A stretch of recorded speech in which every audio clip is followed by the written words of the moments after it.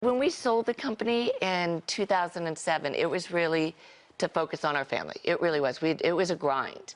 And it was a great ride. And I had just had a baby. So, and there were four, Andy and I founded the company, and then we brought on 2 partners. And all of us at that time were having families. Right. So it was a great time for us to take a break. And it was much needed, and it was a great luxury that I will forever, remember and enjoy. Is it true that Michael Kors asked you, why are you putting your hand back in the blender? Yes, he did. I think I've said that a lot, because when he said it to me, it was the first day that it was announced that we were starting Valentine. And he read it, and I didn't realize it came out on a bullet, and we had attended a party, and he looked at me and he goes, "Oh, congratulations." And then he goes, "But why would you put your hand back in the blender?" And then I started laughing, and I thought, oh my God, that's perfect. Because I'm thinking, oh no, why did I? No, but we're thrilled. It's great. I mean, Andy, part of the reason you guys left or sold the business to begin with was you sat down and realized you'd made something like 300 decisions in a day that wasn't even a very busy day. Right. Yes, we were in, I think, 8 categories: sunglasses, homeware, it was tabletop. It was, they call it, like, I think it's bed toppings.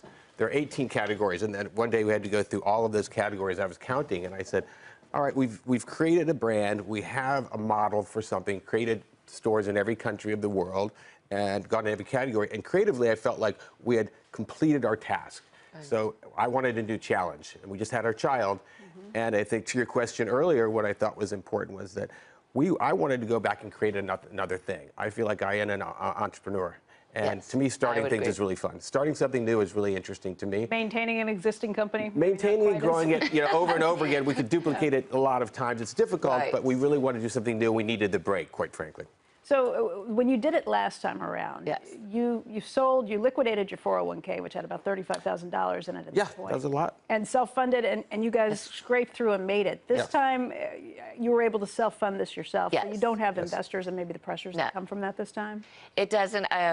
I also think there is still a lot of pressure. We're a conservative company by nature. I think it's our personality. I come from the Midwest. So the idea of recklessly spending money, even though it sounds like a lot of fun and it's fashion, and it isn't interesting to me. It is a business, although the main focus for me was really creating, was the design aspect of it. That was what I missed the most. Although I do really get involved with the business, probably more so than people would like. But I feel like we really do. We're still very lean. We brought back 3 of the original partners, and then the 4th partner is Paolo Venturi, who had worked with me in design at our previous company, at Kate Spade, with me for 7 years. And it was something we had gone back and forth on. Should we start something? And then she approached us, and I said, oh, I haven't taken enough time off, and I'm having too much fun. And then we approached her, and she had just received a promotion at Prada, and so we knew, well, we couldn't really compete with that right now. And then it just kind of worked out, and it was perfect timing. And I think my daughter's thrilled about it on some days. Is she 11 now? She's 11. She's in 5th grade, so now she can understand what you guys are doing. She is, and she's been able to see both sides of. I mean, she's seen Andy because he really never stopped running. I mean, with the branding. Film, and the branding, and started Sleepy Jones, and did other things, still do. But I thought, once the day, if you have children, your daughter shuts the door and doesn't allow you back into her room, it starts like talking back, it's time to go to work. Makes sense, makes sense. Right. That was late to occur. It's not totally there yet, I don't think. But she does... You're right. In your case, yeah. She's a lot smarter all of a sudden in her mind. Yes. Then she... Yeah. Yes. But then they come around, don't they? Yeah, that's what I've been told. They go through a tunnel and hopefully come around at 22. At 22. That's her. Well, let's hope. That's what my father said, so...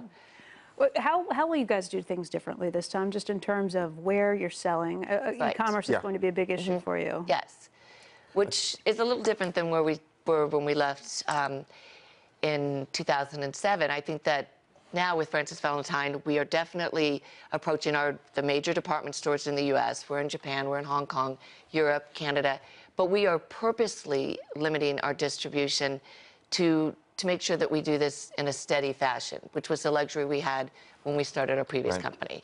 And what do you think creates heat around a brand? Because one of the things that happened with the Kate Spade brand was you created this there was this magical moment, right, where it became the hottest brand. Everybody ran out to get it. You had to walk down the street. It was a thing.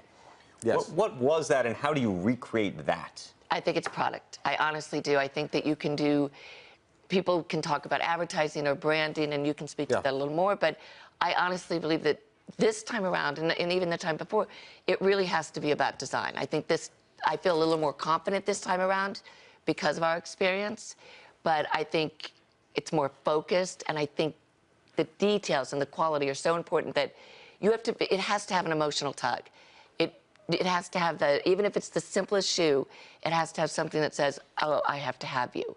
You know, and I think I designed from a kind of modern, very modern, but, you know, with a sense of charm. So I think that in itself is kind of attractive. It's you know, I mean, you can speak a little to the... You've always thought, but today I think it's 10 years later, and we have, you know, 10 years experience. I think that we're more confident, and I think we're more secure.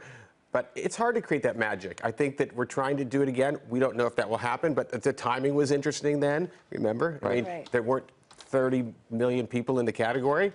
You know, if you counted, I could tell you 5. And so timing, the product, and I think that, you know, we had a great price point. There were things happening at that time that worked, which we're trying to duplicate, of course, but it's hard to do. But you've created magic with other brands. I mean, you've worked with Shinola and Warby Parker and J. Crew. And, I mean, so... Still do. Yeah, I've learned a lot also through those experiences over 10 years. I've actually learned a lot about social media, from obviously Mickey, a lot about business. So there are a lot of things that I've actually picked up on over the years that are going to add value to this new company.